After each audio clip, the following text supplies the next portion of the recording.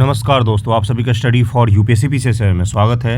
आज तारीख है 6 दिसंबर 2023 ईस्वी और आज का न्यूज़पेपर और आर्टिकल डिस्कशन का वीडियो होगा। ये कल मैंने निबंध दिया था अपने पेड ग्रुप में, तो उसमें बहुत सारे बच्चों ने निबंध लिखा।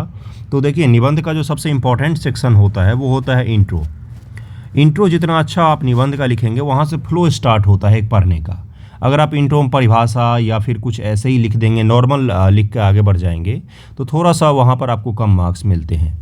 निबंध देखिए काफ़ी बड़ा होता है, एग्ज़ाम में 800 शब्द का निबंध लिखना होता है आपको, तो उसको इंटरेस्टिंग बनाया कीजिए। ऐसा नहीं कि केवल फैक्ट्स भर दिया है, लिखना भी नहीं आ रहा है सही से, इस तरह से नहीं होता है।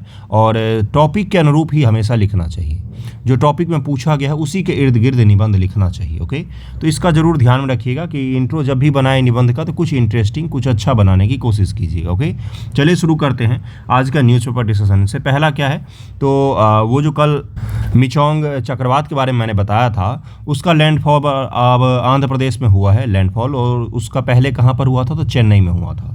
आपको पता ही है कि कहाँ पर है ये, तो भारत के पूर्वी जो कोस्ट है उसी में यहाँ पर सबसे पहले इसका लैंडफॉल हुआ। अब ये आंध्र प्रदेश की तरफ में धीरे धीरे बढ़ रही है।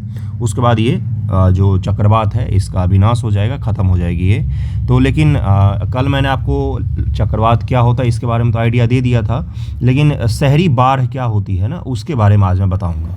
शहरी बाढ़, अर्बन फ्लड जो है, ये चर्चा में क्यों है, तो अर्बन फ्लड जो है वो अभी भी चर्चा में है क्योंकि चेन्नई शहर में बाढ़ है। और दूसरा, आपने देखा होगा इस बार के मानसून सीजन में दिल्ली में बहुत भीषण बाढ़ आ गई थी, दिल्ली शहर के अंदर में। इसलिए अर्बन फ्लड को हम लोग आज पढ़ेंगे।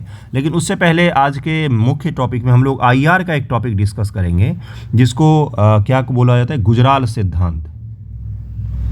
गुजराल सिद्धांत, आई.के. गुजराल जो हमारे प्रधानमंत्री रहे हैं, उन्हीं का एक डॉक्ट्रिन है जो विदेश नीति में काफ़ी चर्चित है, और वो यूपीएससी में भी पूछ चुका है, पीसीएस एग्जाम में भी पूछा जा सकता है। आई.के. गुजराल का डॉक्ट्रिन क्या है इंटरनेशनल रिलेशन में, अपने पड़ोसी देशों के साथ संबंधों को लेकर उनका डॉक्ट्रिन आज पढ़ाया भी जाता है इंटरनेशनल रिलेशन में, क्योंकि उनका डॉक्ट्रिन सबसे अलग डॉक्ट्रिन था। क्या है उसमें, चलिए उसको पहले देख लेते हैं, उसके बाद हम लोग शहरी बाढ़ को डिस्कस करेंगे। चर्चा में क्यों था, क्योंकि 30 नवंबर को आई.के. गुजराल का जो देखिए यहाँ पर लिखा हुआ पुण्यतिथि मनाया गया था, इसके कारण से ही चर्चा। भारत के 12वें प्रधानमंत्री रहे थे वो एकमात्र प्रधानमंत्री है जिनके पास विदेश नीति का गुजराल सिद्धांत का दृष्टिकोण था, जिसे उनके नाम से जाना जाता है। उन्होंने ही अपना डॉक्ट्रिन, एक सिद्धांत डेवलप किया था, किसको लेकर, तो इंटरनेशनल रिलेशन को लेकर, और वो सिद्धांत बहुत प्रचलित है। बार बार न्यूज़ में आता है क्या गुजराल सिद्धांत के तहत भारत को फिर से आगे बढ़ना चाहिए। इंद्र कुमार गुजराल कौन है? इंद्र कुमार गुजराल भारत के 12वें प्रधानमंत्री के रूप में 1997 से 1998 तक कार्यभार संभाला था उन्होंने। आई.के. गुजराल को भारतीय विदेश नीति में 2 महत्वपूर्ण योगदान के लिए जाना जाता है। 1996-97 तक केंद्रीय विदेश मंत्री रहते हुए उन्होंने गुजराल सिद्धांत का प्रतिपादन किया। अंतर्राष्ट्रीय दबाव के बावजूद गुजराल ने अक्टूबर 1996 में व्यापक परमाणु प्रशिक्षण प्रतिबंध संधि CTBT पर हस्ताक्षर करने से इनकार कर दिया था। इस 2 चीज़ों के लिए उनको जाना जाता है कि हमने CTBT पर हस्ताक्षर नहीं किया था, और दूसरा क्या किया, तो उन्होंने गुजराल डॉक्ट्रिन भी दिया था। गुजराल सिद्धांत क्या है, तो गुजराल सिद्धांत ने भारत के पड़ोसियों के प्रति अपने दृष्टिकोण को व्यक्त किया है, जिसे बाद में गुजराल सिद्धांत के रूप में ही जाना जाने लगा। इसमें 5 बुनियादी सिद्धांत शामिल हैं। ये पांचों आपको पता होना चाहिए, 1 2 3 4 5 करके। क्यों? क्योंकि सीधा सीधा ये पूछ लिया जाता है आईआर में कि गुजराल सिद्धांत क्या है, क्या भारत पाकिस्तान को अपने रिलेशन गुजराल सिद्धांत के अकॉर्डिंग फिर से शुरू करना चाहिए। तो इन चीज़ों को अगर आप समझेंगे नहीं तो आप लिखेंगे कैसे फिर एग्जाम में, है ना। इसलिए आप इसको समझने पर ज़रा ध्यान दीजिएगा। इसकी रूपरेखा सितंबर 1996 में लंदन के चौथम हाउस में एक भाषण में व्यक्त की गई थी। गुजराल सिद्धांत के 5 बुनियादी सिद्धांत कौन कौन से हैं? पहला है कि भारत को अपने पड़ोसी देश नेपाल, बांग्लादेश, भूटान, मालदीव और श्रीलंका के साथ विश्वसनीय संबंध स्थापित करने होंगे। नेबरहुड फर्स्ट की जो नीति आप समझते हो, उसमें सबसे बड़ा सिद्धांत कौन सा काम करता है, तो गुजराल का सिद्धांत ही काम करता है। उसके साथ विवादों को बातचीत से सुलझाना होगा। उन्हें दी गई किसी मदद के बदले में तुरंत कुछ हासिल करने की अपेक्षा नहीं करनी चाहिए। इन्होंने बोला था कि ये जो देश हैं आपका अगल बगल में, इनके साथ आप किस तरह से ट्रीट करें कि आप उनकी मदद कीजिए, लेकिन उसके बदले में उनसे आप तुरंत रिटर्न की आशा मत कीजिए। एक बड़े भाई के तौर पर, रिस्पॉन्सिबल जो देश होता है उसके तौर पर आप इनसे क्या कीजिए, रिलेशन बनाइए। दक्षिण एशियाई देश क्षेत्रों में किसी अन्य देश के हितों को नुकसान पहुंचाने के लिए अपने क्षेत्र का उपयोग बर्दाश्त नहीं करेंगे। हम अपने देश का या अपने क्षेत्र का किसी और देश को नुकसान पहुंचाने के लिए अपने देश का उपयोग कतई नहीं होने देंगे। किसी भी देश किसी अन्य देश के आंतरिक मामले में हस्तक्षेप नहीं करेगा। इंटरनल इंटरनल मामले में कोई भी हस्तक्षेप कोई भी किसी देश का नहीं करेगा। भारत पाकिस्तान में नहीं करेगा, पाकिस्तान भारत में नहीं करेगा, भारत नेपाल में नहीं करेगा, नेपाल भारत में नहीं करेगा, भारत बांग्लादेश में नहीं करेगा, बांग्लादेश भी भारत में इंटरनल मामलों में हस्तक्षेप नहीं करेगा। सभी दक्षिण एशियाई देशों को एक दूसरे के क्षेत्रीय अखंडता और संप्रभुता का सम्मान करना चाहिए। राष्ट्र अपने सभी विवादों को शांतिपूर्ण द्विपक्षीय वार्ता के माध्यम से सुलझाएंगे। गुजराल सिद्धांत का मानना था कि भारत का बृहद आकार व जनसंख्या स्वाभाविक रूप से दक्षिण पूर्व एशिया में एक प्रमुख राष्ट्र के रूप में स्थापित करती है, और इस चीज़ को आपको मानकर बढ़ना पड़ेगा कि हमें क्या करना पड़ेगा कि हमें रिस्पॉन्सिबल देश के तौर पर इन सभी देशों की एक तरह से रिस्पॉन्सिबिलिटी को देखते हुए आगे बढ़ना पड़ेगा कि हाँ भाई, हम बड़े हैं इस देश में, इस क्षेत्र में, हमारी जिम्मेदारी थोड़ी सी ज़्यादा बनती है इनके प्रति में। ओके, अगला क्या है, अपनी स्थिति और प्रतिष्ठा को बढ़ाने के लिए सिद्धांत में छोटे पड़ोसी देशों के प्रति एक गैर प्रमुख दृष्टिकोण अपनाने का समर्थन किया गया। इस प्रकार यह पड़ोसियों के साथ मैत्रीपूर्ण सौहार्दपूर्ण संबंधों की सर्वोच्च महत्ता को प्रदर्शित करता है कि मैत्रीपूर्ण और सौहार्दपूर्ण संबंध आपके पड़ोसियों के साथ होने चाहिए। इसने चल रही वार्ता को बनाए रखने, अन्य देशों के आंतरिक मामलों पर टिप्पणी करने जैसे अनावश्यक उकसावे के प्रयास से बचने के महत्व पर भी बल दिया था कि दक्षिण एशियाई जो देश हैं इनको क्या करना चाहिए, इनको कम से कम एकीकृत होना चाहिए कि हम एक दूसरे के देशों में हस्तक्षेप नहीं करेंगे, एक दूसरे के मामलों पर टीका टिप्पणी नहीं करेंगे, सौहार्दपूर्ण क्या करेंगे तो संबंधों को आगे बनाएंगे। अगला क्या है, गुजराल सिद्धांत कितना सफल रहा। विदेश नीति के प्रति गुजराल सिद्धांत के दृष्टिकोण ने भारत के पड़ोसी देशों के प्रति विश्वास और सहयोग की भावनाओं को मजबूत करने में मदद की थी। भारत और बांग्लादेश के बीच में जल साझा संधि 1977 वर्ष 1988 में समाप्त हो गई। दोनों पक्षों की अस्पष्टता अनियमितता के कारण इस पर वार्ता विफल हो गई। बांग्लादेश के साथ जल साझा विवाद का समर्थन 1996-97 में केवल 3 महीने में कर लिया गया था। केवल 3 महीने में हमने उसको क्या कर दिया, जो वार्ता बहुत दिनों से चली आ रही थी उसको समाप्त कर दिया था।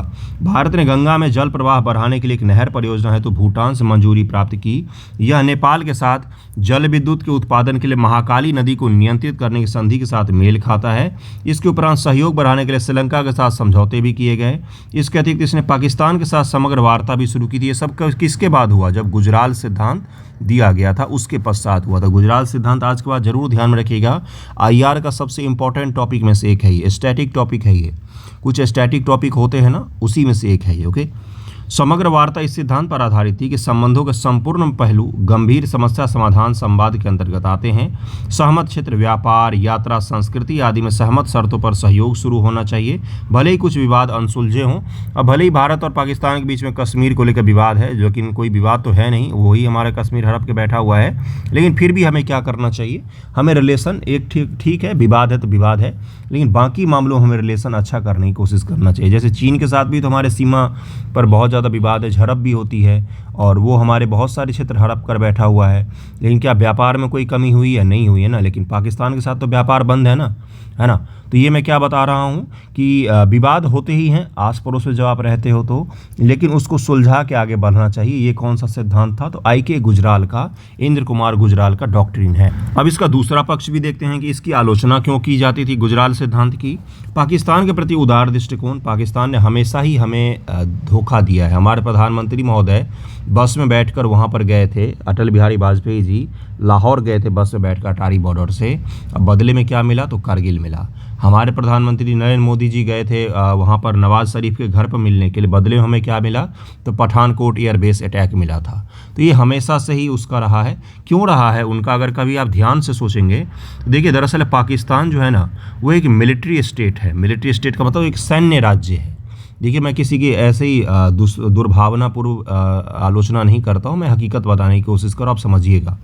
तो जब भी कोई मिलिट्री स्टेट होगा तो मिलिट्री तभी रह सकती है जब उसका कोई एक परमानेंट दुश्मन हो, ठीक है। अगर मान लीजिए यूरोप के जो देश हैं उनका आपस में दुश्मनी नहीं है, तो उनके यहाँ सैन्य शासन कभी संभव ही नहीं हो सकता, क्योंकि सेना वहाँ पर सेकंड प्रायोरिटी, थर्ड प्रायोरिटी में रहेगी। लेकिन जहाँ पर आप एक दुश्मन अच्छा खासा बनाओगे और उस दुश्मन को प्रोजेक्ट करोगे, तभी तो आपके यहाँ मिलिट्री शासन सक्सेसफुल हो पाएगा, मिलिट्री की चीज़ें आगे बढ़ पाएंगी। तो वहाँ पर सैन्य जो स्टेट है ना, मिलिट्री स्टेट, उसको हमेशा एक परमानेंट दुश्मन चाहिए, वो है भारत। अगर भारत उसका दुश्मन नहीं रहेगा तो वहाँ के जो सैन्य तानाशाह है, जो अप्रत्यक्ष रूप से शासन करते पाकिस्तान पर, उनकी सत्ता चली जाएगी, उनका इनकम बंद हो जाएगा, सारे खरबपति होते वहाँ पर, तो मैं क्या बता रहा हूँ आपको, इसीलिए वो भारत से दुश्मनी को हमेशा आगे बढ़ाते हैं। हम कुछ अच्छा भी करने की कोशिश करेंगे तो हमेशा हमें यही सब चीज़ें मिलती है। सुरक्षा संबंधी चिंताएं हैं। कुछ लोगों का मानना है कि अत्यधिक आदर्शवादी है। जैसे नेहरू जी का आदर्शवादी था पंचशील करते रह गया। 1962 में चीन हमें हरा के चला गया, युद्ध बहुत सारा हिस्सा हमारा हड़प लिया। तो आदर्शवाद जैसी जो स्थितियां होती हैं ना, IR में चलती नहीं है। IR में लाठी वाले लोगों को लाठी की भाषा में समझाना पड़ता है, गले मिलने वाले लोगों को गले मिलकर समझाना पड़ता है। तो IR है ये, यहाँ पर इमोशनल रिलेशन नहीं होता है, यहाँ पर गिव एंड टेक का रिलेशन होता है। एक हाथ से दो, एक हाथ से लो का रिलेशन होता है। तो इसीलिए हमें क्या करना पड़ेगा, आदर्शवादी वाली नीति छोड़नी पड़ेगी तथा भारत की सुरक्षा चिंताओं को उपेक्षा करता। आलोचकों ने तर्क दिया कि सिद्धांत भारत के कुछ पड़ोसियों द्वारा उत्पन्न सुरक्षा चुनौती, विशेष रूप से ऐतिहासिक संघर्ष एवं चल रहे भू राजनीतिक मुद्दों के संदर्भ में पर्याप्त समाधान प्रदान नहीं करता है। ये आई के गुजराल का सिद्धांत द्विपक्षीय मुद्दों का समाधान करने में विफल था। गुजराल सिद्धांत ने भारत तथा उसके पड़ोसियों के बीच लंबे समय चले आ रहे द्विपक्षीय मुद्दों का प्रभावी ढंग से समाधान नहीं किया है। इसके कारण से भी इसकी आलोचना होती है। घरेलू स्तर पर भी विरोध हुआ था। कुछ लोगों ने तर्क दिया कि सद्भावना और गैर पारस्परिकता पर जोर देने कमजोरी के रूप में माना जा सकता है एवं विरोधियों द्वारा इसका फायदा उठाया जा सकता है। अगर आप ज़्यादा अच्छी बातें करोगे तो लोग आपको कमज़ोर समझने लग जाते हैं, है ना। इसीलिए आर्मी मैन जो होते हैं ना, उनके एक हाथ में बंदूक होता है और मुंह पर बहुत अच्छी भाषा होती है, मुंह पर स्माइल होता है। तो मैं क्या कह रहा हूँ कि आपको ताकत के साथ ही अगर आप किसी से बात करते हो ना, तो ही वो सक्सेसफुल होने की उसकी कुछ संभावना भी होती है, वरना लोग आपको कमज़ोर समझेंगे। आगे की राह क्या है, आदर्श व यथार्थ स्थितियों के बीच में संतुलन आपको बनाना पड़ेगा कि भाई आदर्शवाद आइडियोलॉजिकली और आइडियल चीज़ें क्या होती हैं और रियलिस्टिक चीज़ें क्या होती है, इसके बीच में आपको संतुलन बैलेंस बनाकर चलना पड़ेगा। विस्तृत संघर्ष समाधान भी आपको देखना पड़ेगा। उभरते खतरों के प्रति भी अनुकूलन, सुरक्षा संबंधी खतरों की उभरती प्रकृति की पहचान करते हुए भविष्योन्मुखी सिद्धांतों में आतंकवाद का मुकाबला करने तथा राष्ट्र की सुरक्षा सुनिश्चित करने के लिए आवश्यक रणनीतियों को शामिल किया जाना चाहिए। और आपको ये भी देखना पड़ेगा कि नेपाल जो है वो हमें ब्लैकमेल करने की कोशिश करता है, मालदीव जो है वो भी ब्लैकमेल करने की कोशिश कर रहा है। इन देशों को भी पता है कि भारत और चीन दोनों के हित हैं इन देशों में। ये दोनों देशों से क्या करने की कोशिश करते हैं, कुछ न कुछ उगाने की कोशिश करते हैं। जैसे भारत किसको ब्लैकमेल करता है, तो अमेरिका और रूस को हमेशा एक साथ ब्लैकमेल कर रहा होता है, क्योंकि हमारे दोनों के साथ हित हैं, हमें दोनों से चाहिए कुछ न कुछ, उन दोनों को भी हम चाहिए। तो ये सभी देश करते हैं। तो आइडियल चीज़ें, सिद्धांत आपको पता होना चाहिए था, लेकिन उसकी आलोचना को भी ध्यान में रखिएगा। अगर एग्जाम में पूछा जाता है तो इसको अच्छे से लिख कर आइएगा, क्योंकि ये बहुत इंपॉर्टेंट टॉपिक है आई के गुजराल वाला। ओके, अगले टॉपिक पर चलते हैं। वर्ल्ड मेट्रोलॉजिकल ऑर्गेनाइजेशन का एक रिपोर्ट आया है। क्या है, तो द ग्लोबल क्लाइमेट 2011 से 2020 ए डिकेड ऑफ एक्सेलरेशन। ये रिपोर्ट आए से बताया गया कि इस 10 वर्षों में जो प्राकृतिक आपदाओं से होने वाले मौत में तो कमी आई है, लेकिन प्राकृतिक आपदाएं तो बढ़ी ही है। इन्होंने क्या बोला है कि हमने डिजास्टर मैनेजमेंट बहुत अच्छी तरीके से किया है, इसलिए मौत में तो कमी आई है। देखिए यहाँ पर क्या लिखा हुआ है कि 2011 से 2020 decade through warmest ever coded in history. 2011 से 2020 का जो दशक रहा ना, ये सबसे ज़्यादा गर्म दशक रहा आज तक के मानव इतिहास में। ओके, और इन्होंने बोला कि इसमें डेथ तो कम हुआ है। इन्होंने वर्ल्ड मेट्रोलॉजिकल ऑर्गेनाइजेशन, विश्व मौसम संगठन जो है, उसने ये चीज़ बोला है। उसके बाद से क्या बोला है कि क्यों ये कम हुआ है, तो यहाँ पर देखिए क्या लिखा हुआ है कि डिकेड जो रहा ये सबसे ज़्यादा गर्म रहा, लेकिन यहाँ पर देखिए लिखा हुआ है कि अर्ली वार्निंग सिस्टम और अलग अलग जो सिस्टम हमने डिजास्टर मैनेजमेंट को लेकर इंक्लूड किया है, पूरी दुनिया की बात कर रहे थे ये, जिसके कारण से मौतें कम हुई हैं।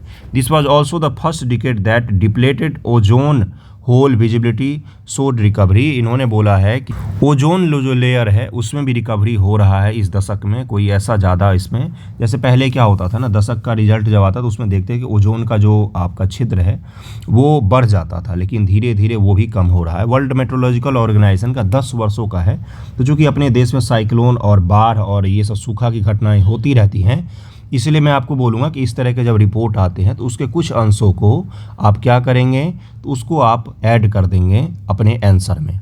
और ज़्यादा इसको ध्यान में नहीं रखना है, एक आइडिया रखना है कि हाँ भाई पिछले 10 वर्षों में WMO ने बोला था कि मौतें तो कम हुई है। क्यों कम हुई है, क्योंकि हमने अर्ली वार्निंग सिस्टम, जैसे अभी साइक्लोन आया तो हमें 1 सप्ताह पहले से पता था साइक्लोन आएगा, तो वहाँ से हमने सबको निकाल लिया, तो अभी तक किसी की मौत की खबर नहीं आई है। पहले क्या होता था, साइक्लोन आने वाला ये हमें पता ही नहीं चल पाता था, मैं अपनी बात नहीं कर रहा, पूरे दुनिया की बात कर रहा हूँ। इसके कारण से मौतों की संख्या बहुत ज़्यादा हो जाती थी। जैसे पिछले साल बिपरजॉय तूफान जो आया था गुजरात में, तो बिपरजॉय के कारण मौतें नहीं हुई थी। उसके बाद इन्होंने अगला क्या बोला, देखिए यहाँ पर कि cyclone infected the most economic damage. Cyclone के कारण से जो भी नेचुरल डिजास्टर आते हैं उसमें जो चक्रवात है वो सबसे ज़्यादा इकोनॉमी को नुकसान पहुँचाते हैं। जैसे चेन्नई शहर का देखिए क्या हाल किया अभी चक्रवात ने। इसी तरह से बिपरजॉय ने क्या हाल किया था पिछले साल। तो ये मैं क्या बता रहा हूँ कि इस तरह की चीज़ें जो डेटा होंगे ना उसको आप यूज़ कीजिएगा। जैसे एक ग्रीन जीडीपी की अवधारणा है। ग्रीन जीडीपी की अवधारणा क्या कहता है कि उसमें कहता है कि जीडीपी जो आप ग्रोथ कर रहे हैं, आपके जो जीडीपी है उसमें से पर्यावरण को जो नुकसान हुआ है ना जितने रुपए का रुपए में आकलन करके, उसको अगर आप हटाएंगे तो फिर ग्रीन जीडीपी की संकल्पना बाहर आती है। और ग्रीन जीडीपी यूपीएससी मेन से पूछा गया है। तो इसलिए क्या इसको अब जैसे साइक्लोन से जो इकोनॉमिक नुकसान हुआ है इसको आप जीडीपी से हटाइए, क्योंकि ये तो नुकसान हुआ है, और तब आपका जो निकलेगा वो होगा क्या, तो ग्रीन जीडीपी की अवधारणा होती है। तो इसलिए साइक्लोन जो है वो सबसे ज़्यादा इकोनॉमिक रूप से नुकसान पहुंचाती है। इसको ज़रा ध्यान में रखिएगा। आगे अगला टॉपिक है अपना शहरी बाढ़। शहरी बाढ़ से तात्पर्य जल भराव के कारण एक निर्मित स्थान पर भूमि या संपत्ति के डूबने से है। ये विशेष रूप से अधिक घनी आबादी वाले शहरों में जल निकासी प्रणाली की क्षमता से अधिक वर्षा का परिणाम है। जो शहरों के ड्रेनेज सिस्टम होते हैं ना, जो नालियाँ होती हैं जिनसे शहर के जो सारे पानी हैं वो बाहर निकल कर जाते हैं किसी भी अन्य स्रोत में, ठीक है, तो उसी को ड्रेनेज सिस्टम कहा जाता है। अगर वो लबालब हो जाए, उसकी कैपेसिटी से ज़्यादा हो जाए, तो लोगों के घरों में पानी घुस जाते हैं, पूरा शहरों में सड़कों पर फैल जाती पानी।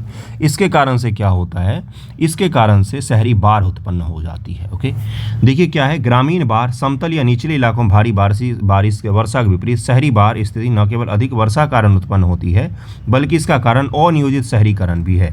अब गाँव में तो बाढ़ तभी आती है जब खूब ज़्यादा वर्षा हो जाती है, या नदियों के बांध टूट गए हैं, या आस पड़ोस में कहीं से नदियों का पानी पूरा भर गया है आगे अगल बगल के इलाकों में। लेकिन शहर में ऐसा नहीं होता है। शहर में तो वर्षा एक कारण हो सकती है, लेकिन कई बार कम वर्षा के कारण भी आपने सुना होगा कि थोड़ी देर वर्षा, आधे घंटे की वर्षा और 2 घंटे के लिए पूरा शहर लबालब। तो ये क्यों होता है? ये होता है अनियोजित शहरीकरण के कारण। अनियोजित शहरीकरण का मतलब क्या होता है? बिना नियोजन के, बिना प्लानिंग के जब आप शहरीकरण करते हो तो उसके कारण से फिर ये समस्या उत्पन्न हो जाती है कि शहर के जो नाले हैं जिनसे पानी बहना चाहिए था उसको बंद कर दिया गया, उसको जाम कर दिया गया है। जहाँ पर झील होना चाहिए था वहाँ पर क्या किया, तो घर बना दिया प्लॉटिंग करके। तो इन सब कारणों से क्या होता है, शहरों में बाढ़ उत्पन्न होती है। क्या है, देखिए यहाँ पर लिखा हुआ है, बाढ़ की चरमता फ्लड पीक को 1.8 से बढ़ाकर 8 गुना कर देता है। अनियोजित शहरीकरण के कारण से बाढ़ की मात्रा को 6 गुना तक बढ़ा देता है। क्या? तो अनियोजित शहरीकरण। अनियोजित शहरीकरण का मतलब तो पता चल गया कि अनप्लैन्ड सिटी अगर है, कहीं पर भी घर बना हुआ है, नालों का कोई अता पता नहीं है, कहीं पर भी नाला बंद हो जाता है, तो ये अनप्लैन्ड के तहत में आते हैं। जल निकासी प्रणालियों पर दबाव, भूमि की बढ़ती कीमतों और कम उपलब्धता के कारण निचले शहरी इलाकों में झील, आर्द्र भूमि, नदी तलों के दबाव के परिणाम स्वरूप इस समस्या में वृद्धि हुई है। अब क्या होता है ना कि जैसे जो शहर में, जैसे बेंगलोर शहर जो है, वहाँ पर भी आपने अर्बन फ्लड की समस्या सुनी होगी या जल की समस्या सुनी होगी। लेकिन क्यों होता है वो? कभी बेंगलोर शहर में करीब में 50 से ज़्यादा झीलें हुआ करती थी। उन सबको भर भर के क्या किया, तो घर बनाकर बेच दिया, कंपनियां खड़ी कर दी वहाँ पर। इसके कारण से वहाँ पर जो झील अब बचे भी हैं वो तो हाईली पॉल्यूटेड हैं और नहीं के बराबर बची हैं। तो वो झीलें क्या करती थी भाई, शहर का पानी इकट्ठा करके रखती थी और कहीं न कहीं शहर को बाढ़ से बचाने का काम करती थी। लेकिन अब क्या हो रहा है, अब तो पता ही है आपको क्या हो रहा है। तो ये मैं क्या बता रहा हूँ कि उस शहर के अगल बगल के इलाकों में झीलों, आर्द्र भूमि, नदी तलों के दबाव के परिणाम स्वरूप इस समस्या में और भी ज़्यादा वृद्धि हो जाती है। इसके लिए सामान्यतः प्राकृतिक अपवाह तंत्र को चौड़ा करना आवश्यक है ताकि तूफानी जल के उच्च प्रवाह को समायोजित किया जा सके। जो प्राकृतिक अपवाह तंत्र होते हैं, जो नदियाँ होती हैं, नहरें होती हैं, उनको हमें चौड़ा करके, उनको साफ करके बनाना पड़ेगा कि भाई इससे क्या हो, पानी निकल सके। लेकिन वस्तुस्थिति इसके विपरीत है। इन प्राकृतिक अपवाह तंत्र को चौड़ा करने के बजाय बड़े पैमाने पर इन पर अतिक्रमण कर लिया गया है। परिणाम स्वरूप उनकी अपवाह क्षमता कम हो गई, जिससे बाढ़ की स्थिति बनती है। जलवायु परिवर्तन, इसके कारण निम्न अवधि में भारी वर्षा की आवृत्ति में वृद्धि हुई है, जिसके परिणाम स्वरूप उच्च जल प्रवाह की स्थिति बनती है। जब भी वर्षा युक्त बादल अर्बन हीट आइलैंड के ऊपर से गुजरते हैं तो वहाँ की गर्म हवाएं उन्हें ऊपर धकेल देती, जिससे परिणाम स्वरूप अत्यधिक स्थानीयकृत वर्षा होती है, जो कभी कभी उच्च तीव्रता के साथ भी हो सकती है। सकती है। ये अर्बन हीटलैंड जो होता है ना, शहर की जो गर्मी होती है ना, उसके कारण से भी वर्षा के पैटर्न में परिवर्तन होता है। बिल्कुल सही सुन रहे हैं आप, ये सब नई नई अवधारणाएं हैं। अर्बन हीट जो अभी आपको बताया मैंने, अर्बन हीट आइलैंड, ये यूपीएससी प्रीवियस ईयर मेंस का सवाल है कि अर्बन हीट आइलैंड क्या होता है। तो शहर के जो अवसंरचना है उनसे उत्पन्न होने वाली जो गर्मी है, सड़क है चारों तरफ, कंक्रीट हमने बना दिया है, एसी लगे हुए होते हैं, गाड़ियाँ चलती हैं, बस चलती हैं, इनसे बहुत ज़्यादा हीट उत्पन्न होते हैं। आपने देखा होगा किसी गाड़ी के इंजन के बगल में कभी खड़े होइए तो कितना गर्म होता है, और सोचिए कितनी गाड़ियां होंगी दिल्ली शहर में, या फिर आप किसी एसी के जो बाहर रखा रहता है उसके बगल में कभी खड़े होइए, देखिए कितना ज़्यादा गर्मी वो फैलाता है। तो वो सोचिए कितना एसी लगा होगा। तो इसके कारण से अर्बन हीटलैंड क्रिएट होता है। पेड़ पौधों के अभाव से कंक्रीट चारों तरफ बिछा देने से, मिट्टी की कमी होने के कारण से अर्बन हीटलैंड बन जाता है। मैं ये जो कॉन्सेप्ट बता रहा हूँ इसको ध्यान में रखिएगा, पूछ सकता है ये आपके मेंस एग्जामिनेशन में, पीटी में ही पूछ सकता है। तो अर्बन हीट आइलैंड के कारण से वर्षा के पैटर्न में परिवर्तन हो जाता है। इसके कारण अनियमित या खूब तेज वर्षा हो जाती है कभी कभी एक जगह पर। ओके, अगला क्या है, अनियोजित पर्यटन गतिविधियां। पर्यटन विकास के लिए आकर्षक के रूप में जल निकायों का उपयोग लंबे समय से किया जाता रहा है। धार्मिक व सांस्कृतिक गतिविधि के दौरान नदियों या झीलों में गैर जैव अपघटीय पदार्थ फेंके जाने से जल की गुणवत्ता कम हो जाती है, और इसके कारण से भी क्या होता है, बाढ़ की समस्या उत्पन्न होती है। बाढ़ की स्थिति में ये निलंबित कण प्रदूषक शहरों में स्वास्थ्य जोखिम पैदा करते हैं। उदाहरण के लिए केरल के कोल्लम में अष्टमुडी झील नावों से होने वाले तेल रिसाव से प्रदूषित हो गई। अष्टमुडी झील का आपने नाम सुना होगा, केरल में है ये। लंबा है, करीब 90 मतलब लंबाई इसकी ज़्यादा है, 91 किलोमीटर लंबी है ये लंबाई में अष्टमुडी झील, केरल में आता है अष्टमुडी झील। ये जो नावें वहाँ पर चलती हैं ना लोगों को घुमाने के लिए, उससे जो तेल रिश्ता है उसके कारण से पूरी झील प्रदूषित हो गई। अब आप समझ सकते, बहुत खूबसूरत झील है ये अष्टमुडी झील। अगर आप नेट पर देखेंगे, मैं भी नहीं गया हूँ, नेट पर देखिएगा, काफ़ी खूबसूरत है ये। बिना पूर्व चेतावनी बांधों से जल छोड़ना। अब बांध जो है उनसे कभी भी जल छोड़ देते, इसके कारण से भी शहरी बाढ़ उत्पन्न होते हैं। अचानक जल छोड़े जाने से शहरी क्षेत्रों में बाढ़ आती, जहां पर लोगों के बचाव के लिए समय नहीं मिलता। इसका उदाहरण क्या, उदाहरण के लिए चेंबरमक्कम झील से जल छोड़े जाने के कारण 2015 में चेन्नई में बाढ़ आ गई थी। 2015 में चेन्नई की बाढ़ याद होगी आपको, जिसमें ऑडी और बीएमडब्ल्यू पानी में बहते हुए दिखे थे लोगों को। उस समय शहरी बाढ़ बहुत ज़्यादा चर्चा में आई थी। उसके बाद यूपीएससी ने मेंस में पूछ लिया था इसके बारे में। इसलिए मैं क्या कह रहा हूँ कि ये क्यों आई थी, तो क्योंकि डैम से पानी अचानक से छोड़ दिया गया बिना पूर्व चेतावनी के। अब वो सारा शहर भर गया था पानी से। हथनी कुंड बैराज से यमुना नदी में छोड़े गए 2 लाख क्यूसेक जल के कारण जुलाई 2023 में दिल्ली में बाढ़ की स्थिति उत्पन्न हो गई थी। हथनी कुंड बैराज से क्या किया गया, तो यमुना जी में 2 लाख क्यूसेक पानी छोड़ दिया गया। उसके कारण से क्या हुआ था, पूरा दिल्ली लबालब, है ना, पूरा दिल्ली। यमुना जी लेकिन साफ हो गई थी, आपको पता होगा। चलिए आगे बढ़ते, इसी साल की बात है, जुलाई की। अवैध खनन, भवन निर्माण उपयोग के लिए नदी के रेत व क्वार्टजाइट के अवैध खनन के कारण नदियों और झीलों का प्राकृतिक जल नष्ट हो जाता है, प्राकृतिक तल नष्ट हो जाता है। इसके कारण से बाढ़ उत्पन्न होती है। इसके कारण से मृदा अपरदन होता है। यह जल प्रवाह की गति और पैमाने वृद्धि करते हुए जलाशय की जलधारण क्षमता को कम करता है। उदाहरण के लिए जयसमंद झील जोधपुर, कावेरी नदी तमिलनाडु, ये सब अति ज़्यादा किसके कारण से, रेत खनन के कारण से। बिहार की भी नदियाँ इससे बहुत ज़्यादा प्रभावित। सोन नदी, उदाहरण ले, सोन नदी का बालू बहुत अच्छा होता है, सोन के बालू बहुत फेमस है वो, वहाँ पर अति होता है ये चीज़। रेत माफिया आपने नाम सुना होगा, उत्तर प्रदेश बिहार के भागों में बहुत ज़्यादा प्रचलित है। तो उसके कारण से भी नदियों की स्थिति और ख़राब हो जाती है। शहरी बाढ़ के प्रभाव क्या होते हैं, प्रभाव तो आपको पता ही होगा। जीवन संपत्ति की क्षति, पारिस्थितिक प्रभाव होते हैं, पशु और मानव स्वास्थ्य पर प्रभाव पड़ता है। घरों में उसके आसपास सीवेज, ठोस अपशिष्ट जमा होने से कई तरह की बीमारियां फैलती है।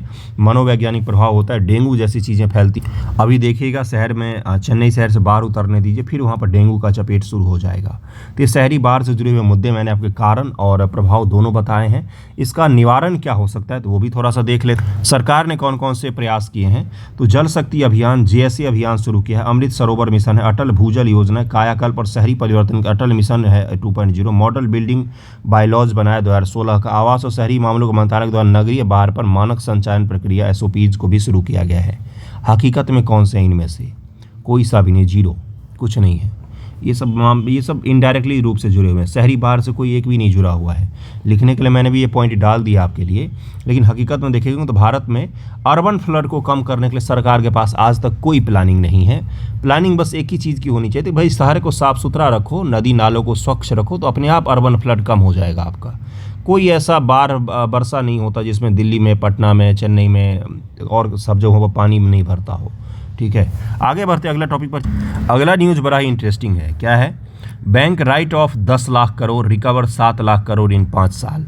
देखिए यहाँ पर लिखा हुआ है कि 10 लाख करोड़ के ऋण जो हैं, ध्यान से सुनिएगा, आज आप लोगों को एक सबक सिखाऊंगा मैं, उस सबक को ध्यान में रखिएगा। कुछ दिन पहले मैंने बोला था फ्रीबीज पर लिखिए, मुफ्तखोरी, जो सरकार जो बोल रही है कि मुफ्तखोरी योजनाएं बहुत ज़्यादा चर्चा में है, उस पर लिखिए। तो बहुत सारे लोगों ने लिखा था ये गलत है, ये है, वो है, मुफ्त में नहीं देना चाहिए, आलसी हो जाते हैं लोग, ये हो जाते हैं, नकारात्मक चीज़ों से भर दिया था उन्होंने आंसर को, जबकि एक बार भी सोचा नहीं कि मैंने ये आंसर क्यों दिया हुआ था। मुफ्तखोरी नाम की कोई चीज़ एग्जिस्ट ही नहीं करती है देश में, क्योंकि सरकार की जिम्मेदारी बनती है, ये सामाजिक न्याय का पहला रूल होता है कि जो कमज़ोर वर्ग हैं, जो गरीब तबके हैं, उनकी मदद करना हर दृष्टिकोण से। राजनीतिक रूप से भी उनकी मदद करना, जिसमें आरक्षण जैसे प्रावधान आते हैं, सामाजिक रूप से भी उनकी मदद करना, और आर्थिक रूप से भी मदद करना, जिसमें अन्न उनको दिया जाता है। अब इस चीज़ पर चर्चा कहीं पर भी नहीं होगा, किसी भी न्यूज़ चैनल पर आप अगर सुन लेंगे तो मुझे बताइएगा, हाँ मैंने सुना था। इस न्यूज़पेपर में छोटा सा कटिंग आया हुआ है। Bank write off 10 lakh crore, कितना? 10 लाख करोड़। गिनने बैठेंगे तो पता नहीं कितने साल लगेंगे। और रिकवर किया है 7 लाख करोड़ 5 सालों में। बैंक है, और ये कहाँ से न्यूज आए वो मैं बताऊंगा। Bank have return of 10.5-7 lakh crore during the last 5 financial year, of which 5.52 lakh crore was in respect of loan pertaining to large industry. 5.52 lakh crore का जो ऋण था लार्ज इंडस्ट्री का, उसको माफ़ किया गया है सरकार के द्वारा पिछले 5 वर्षों में।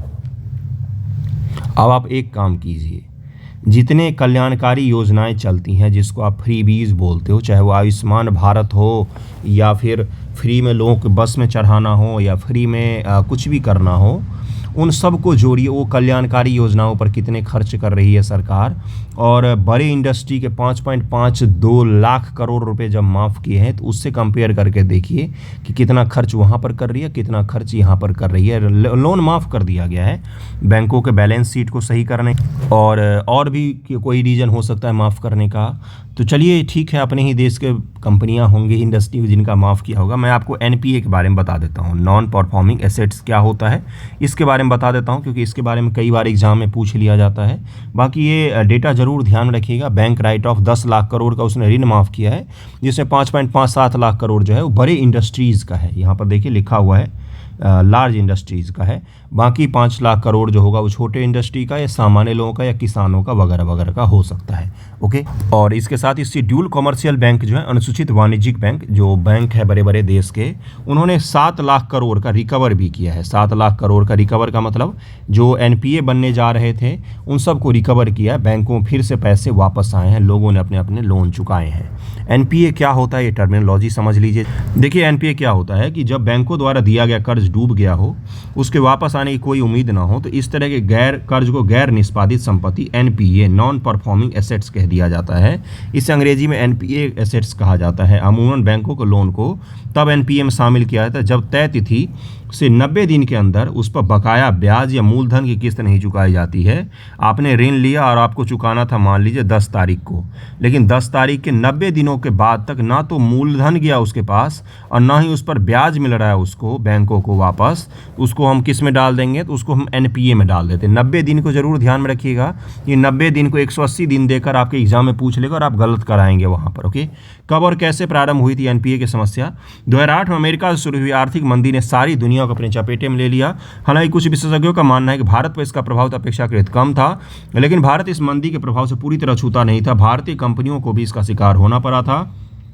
मंदी के दौर से बाहर आने के बाद बैंकों ने बड़ी कंपनियों को कर्ज देने में उनकी वित्तीय स्थिति और क्रेडिट रेटिंग की अनदेखी की। उनकी वित्तीय स्थिति नहीं देखी थी बैंकों ने, उनकी क्रेडिट रेटिंग भी नहीं देखी थी, बस ये देखा था विजय माल्या की कंपनी है तो ऋण दे दो।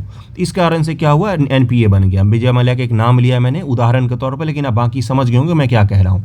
कंपनी की क्रेडिबिलिटी देखनी पड़ती है, रेटिंग देखनी पड़ती है, भाई कंपनी लोन चुका रही थी कि नहीं पहले से, इसका बैलेंस शीट अच्छा है कि नहीं है, तब जाके आप ऋण दोगे। बिना देखे जब ऋण दोगे तो ऋण फंस जाता है आपका। वही चीज़ हुआ था भारतीय बैंकों के साथ, यानी बैंकों ने अपने बड़े कॉर्पोरेट ग्राहकों को कर्ज देने से पहले उनके लोन माफ़ करने की क्षमता की पूरी तफ्सीस नहीं की, परिणाम स्वरूप लोन वापस करने की क्षमता को तफ्सीस नहीं की, परिणाम स्वरूप भारतीय अर्थव्यवस्था एनपीए के जाल में फंसने लगी। उदाहरण के तौर पर अडानी समूह के ऑस्ट्रेलिया खनन प्रोजेक्ट के लिए एसबीआई ने उन्हें करीब में 6,000 करोड़ रुपए के लोन देने की बात की थी। 6,000 करोड़, 6,000 करोड़, जरा एक बार काउंट कीजिएगा कि देश में जितने किसान हैं अगर उन सब का ऋण माफ़ कर दिया जाए तो कितने हज़ार करोड़ का ऋण माफ़ी होगा। और ये लोन उस समय दिया गया जब अडानी समूह पहले से ही 72,000 करोड़ रुपए का लोन ले चुका था। 72,000 करोड़ रुपए का लोन था उसके पास ऑलरेडी, और उसको 6,000 करोड़ का लोन फिर से दिया गया था। आगे बढ़ें, कुछ समझ में आ रहा है? अच्छा लग रहा होगा सुन के ये सब चीज़ें। देखिए, पहली बात तो निष्पक्षता के साथ मैं पढ़ाता हूँ, लेकिन जब आंकड़े इस तरह के सामने आते हैं तो आप कैसे निष्पक्ष रह सकते हैं, मुझे ये बताइए। 72,000 करोड़ का किसी के ऊपर लोन है और उसको ऑस्ट्रेलिया में, और एक चीज़ मैं बताता हूँ इंटरेस्टिंग, ये जो ऑस्ट्रेलिया का खनन प्रोजेक्ट है ना, ऑस्ट्रेलिया के न्यूज़पेपर में इस पर इतने ज़्यादा आर्टिकल लिखे गए, पढ़ाए गए, बताए गए हैं कि ये खनन प्रोजेक्ट का वहाँ पर बड़े मात्रा में विरोध हो रहा है, बहुत बड़ी मात्रा में विरोध प्रदर्शन हो रहा था इसको लेकर, क्योंकि ये पर्यावरण के जो वहाँ पर मानदंड बनाए गए हैं उसके विपरीत था ये खनन प्रोजेक्ट। मैं किसी कंपनी को ब्लेम नहीं कर रहा, मैं बस आपको बता रहा हूँ, इन्फॉर्म कर रहा हूँ। इसके कारण से बहुत विवादित ये प्रोजेक्ट था, जिसके लिए एसबीआई ने 6,000 करोड़ रुपए का लोन किसको दिया था, तो अडानी समूह को दिया था। ये एक उदाहरण था कि भाई बैंक क्या करते हैं, अनदेखा कर देते हैं। बड़े इंडस्ट्री वाले जब उनके सामने आते हैं तो उसको अनदेखा करके फिर भी लोन दे देते हैं। क्या प्रभाव होता है एनपीए बढ़ने का? एनपीए बढ़ने से बैंकों की लोन देने की क्षमता घट जाती है। अब एक चीज़ सुनिएगा, कितने हज़ार करोड़ का लोन था अडानी जी पर? 72,000 करोड़, 6,000 करोड़ और दिया। अब इधर सुनिएगा, 2018-19 के दौरान भारत सरकार ने 75,000 करोड़ मिशन इंद्रधनुष के तहत में बैंकों को पुनः पूंजी करने के लिए प्रदान किया था। पुनर्पूंजीकरण जिसको कहा जाता है, रिकैपिटलाइजेशन। बैंकों में पैसे इतने कम हो गए थे एनपीए के कारण से कि उनको 75,000 करोड़ रुपए भारत सरकार ने आपके और हमारे पैसों से बैंकों को दिया। एनपीए के कारण उनके पास लोन देने और लोन लेने तक के लिए पैसे नहीं बचे थे बैंकों के पास। एनपीए इतना ज़्यादा हो गया था। 18-19 में एक पुनर्पूंजीकरण के लिए योजना लाई गई थी बजट के द्वारा, मिशन इंद्रधनुष के तहत में। इंद्रधनुष उसको कहा जाता है। इंद्रधनुष का पुनर्वित्त किया गया, पुनर्कैपिटलाइजेशन किया गया, रिकैपिटलाइजेशन किया गया बैंकों का, और 75,000 करोड़ रुपए बैंकों को दिए गए थे। किसके लिए? पुनर्वित्त प्रदान करने के लिए, एनपीए को निपटाने के लिए। चलिए आगे बढ़ते हैं। अब सारा कुछ क्लियर हो रहा होगा। सरकार ने बजट में कहा था कि वह किसानों के आसान किस्तों पर कर्ज देना चाहती है, लेकिन जब सरकारी बैंकों को कर्ज देने में सक्षम नहीं होंगे तो इस कर्ज के लिए पैसा आएगा कहाँ से? सरकारी बैंक किसानों को पैसा देते हैं तो उनके पास पैसे की कमी हो जाती है गुरु। इसका दूसरा असर लघु और मध्यम उद्योगों पर भी होगा। पहला असर किस पर होगा? किसानों पर होगा, क्योंकि किसानों का ही पैसे काटे जाएंगे। दूसरा होगा छोटे उद्योग पर। एमएसएमई उद्योग के लिए अगर आप ऋण लेने जाएंगे तो आपको ऋण नहीं मिलेगा, मिलेगा तो उच्च ब्याज दर पर मिलेगा। भारत की अर्थव्यवस्था में लगभग 45% हिस्सेदारी लघु उद्योगों की रही है। इन उद्योगों के समुचित परिचालन के लिए 5 लाख रुपए तक की रकम की लोन की जरूरत होती है, लेकिन बैंकों की खराब हालत उन्हें यह रकम मिलना मुश्किल हो जाएगा। एनपीए बढ़ने से क्या सब होता है? यहाँ ध्यान देने लोगों की बात ये है कि लघु उद्योग भारत में ज़्यादा लोगों को नौकरियों पर रखते हैं। एमएसएमई के जो उद्योग हैं ये हमारे एक्सपोर्ट में 40% के करीब में योगदान देते हैं और नौकरी में करीब में 50% के करीब में योगदान देते होंगे। अगर इंडस्ट्री में नौकरी कहीं पर मिलता है तो सबसे ज़्यादा ये छोटे इंडस्ट्री में नौकरी मिलते हैं। कपड़ा बनाने की, अगरबत्ती बनाने का बड़े स्तर पर, मान लीजिए कोई राइस मिल है, या फिर उससे बड़े स्तर का ले लीजिए कोई कपड़े का निर्माण हो रहा है या कुछ भी हो रहा है। तो जो लघु जो उद्यम होते हैं ये रोज़गार ज़्यादा प्रदान करते हैं, बड़े उद्यम रोज़गार कम प्रदान करते हैं। और जब एनपीए की समस्या बनेगी तो इन्हीं लघु उद्यमों को ऋण नहीं मिल पाएगा, जिसके कारण से क्या होगा? पूरा इकोनॉमी कहीं ना कहीं आपको फंसता हुआ दिखेगा, ग्रोथ रेट आपको कम होता हुआ दिखेगा। ओके, एनपीए बढ़ता है तो बैंकों पर ज़्यादा कर्ज लेना होता है बैंकों को, इससे उनकी फंड जुटाने की लागत बढ़ती है, जिसका बोझ ग्राहकों पर ऊंची ब्याज दर के रूप में पड़ता है। ब्याज दर बढ़ जाएगा इससे। एनपीए ग्रुप में जब बैंक का कर्ज जब फंसता है तो उसकी प्रोविजनिंग के लिए उन्हें मुनाफे से एक निश्चित राशि अलग रखनी होती है, यानी मुनाफे में कमी आती है। मुनाफा कम होने पर बैंकों के विस्तार और ग्राहक सेवा पर असर होता है। एनपीए के कारण ये सभी समस्याएं आपको देखने को मिल सकती हैं। जब आप पढ़ते हो ना तो आपको चीज़ें स्पष्ट होनी शुरू हो जाती है कि देश में, दुनिया में, आपके अगल बगल में क्या चल रहा है क्या नहीं। ओके, समझ में आ रहा होगा। देखिए, किसी पर भी किसी पार्टी को, पॉलिटिक्स को ब्लेम नहीं करना चाहिए। जब भी कोई बात हो तो बात कर लेना चाहिए फैक्ट और डेटा के आधार पर।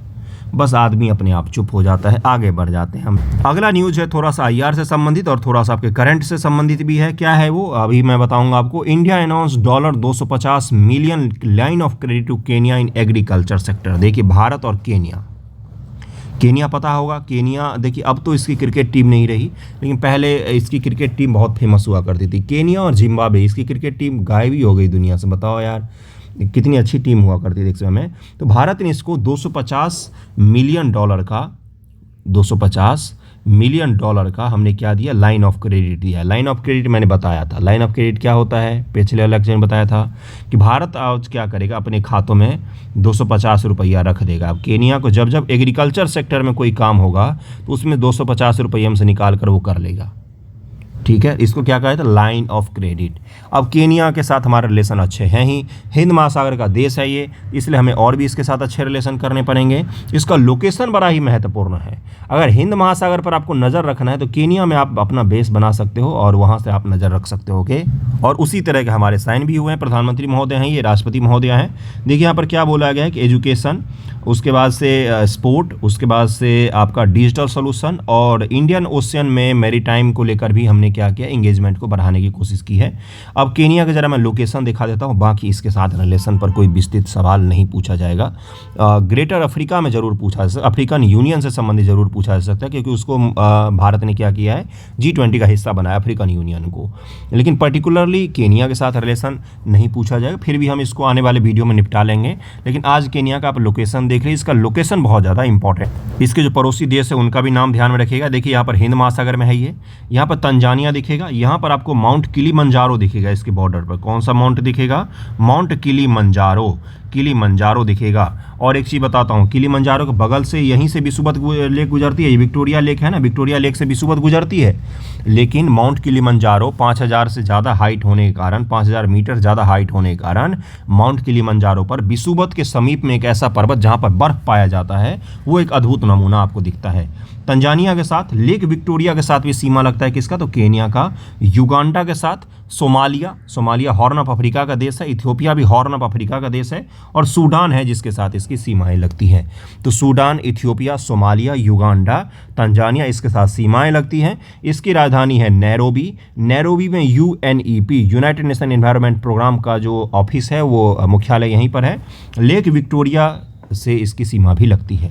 और लेक राउंडऑफ को भी ध्यान में रखिएगा, क्योंकि ये इंपॉर्टेंट हो जाता है। कई बार इस तरह की चीज़ें आपसे पूछी जा सकती हैं। आप मुझे ये बताएंगे कि केन्या से का विषुवत रेखा गुजरती है या नहीं। बहुत आसान सवाल मैंने पूछा है, लेकिन आप मुझे बताएंगे।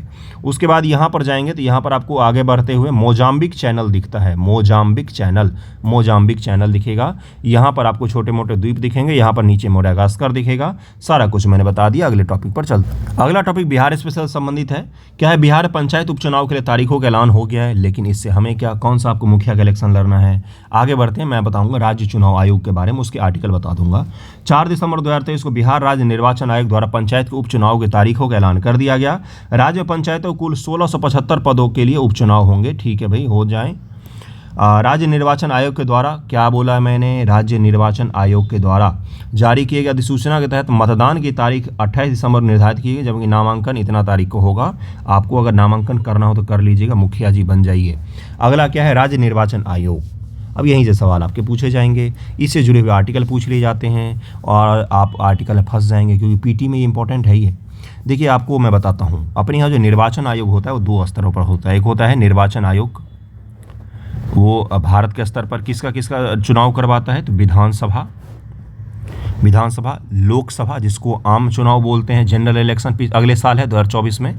उसके बाद से कौन सा होगा, उसके बाद से आपका राष्ट्रपति, उपराष्ट्रपति, इन सभी का चुनाव कौन ऑर्गेनाइज करवाता है? तो election commission of India organise करवाती है।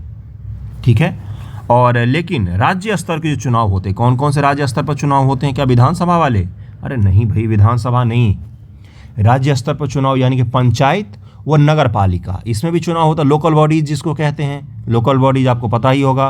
कौन सा अनुसूची है? अनुसूची 11 और 12 ना, संशोधन कौन सा 73, 74, ये सब याद होने चाहिए, रटा हुआ होना चाहिए भाई। इसके द्वारा लोकल बॉडीज़ के बाद राज्य निर्वाचन आयोग को ये शक्तियां दी गई कि आप इन इलाकों में क्या करवाएंगे? चुनाव करवाएंगे।